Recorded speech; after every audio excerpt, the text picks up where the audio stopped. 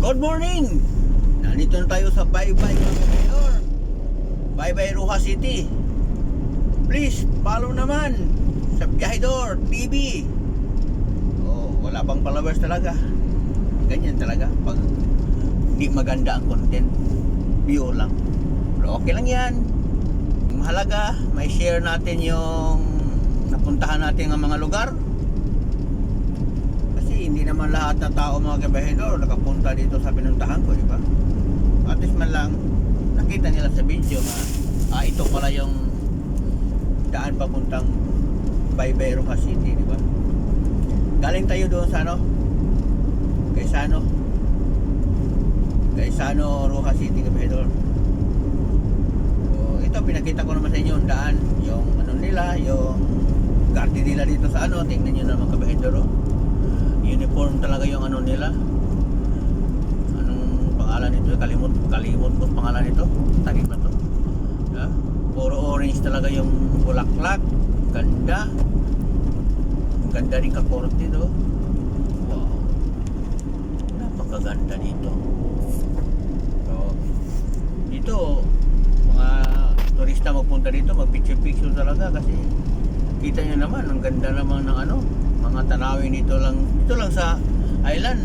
Mabibighani ka na sa mga bulaklak dito nga kita nyo naman yan.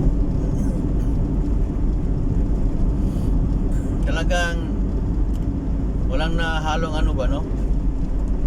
ito lang talaga ang nilagay nila sa island nila.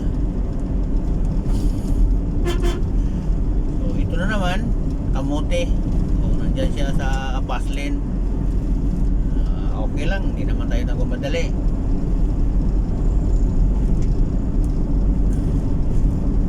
Pero mag-overtake tayo dyan. Dito tayo mag-overtake sa kabahedor, sa pinagbabawal sa slow lane kasi may nakaharang na kamote tricycle driver. Andito pinakadulo kabahedor. Ito Rojas People's Park mga kabahedor. So paggabi dito napakagandang tanawin dito. May mga fountain na kulay-kulay. So maraming tao dito mag-standby, nakaupo. Ito ang mga bata magtakbo-takbuhan. Saka marami din kainan kasi dito kabahedor, kaya maraming tao dito sa plaza nila sa People's Park. Kasi dito sa labas daming pagkain dito, mga restaurant, daming makainan talaga. Gusto niyo mag food trip dito sa Baybay Rojas City, dito na kayo. Pagkatapos niyo kumain dito sa mga restaurant, makapili kayo ng magandang pagkain dito. Tapos punta kayo sa park, doon kayo mag-standby, magmuni-muni, mag-picture, diba? So napakaganda. Next time pag maging turista na ako, pag mag-retire, talagang magpunta ako dito sa area ang pinuntahan ko para maging isang turista. Mag video-video, mag-kain-kain dito. Subukan natin kumain dito. Although mahal-mahal dito kasi yung restaurant to at saka yung sa likod beach na yan dagat. Ayan, hanggang yan lang kabahedor.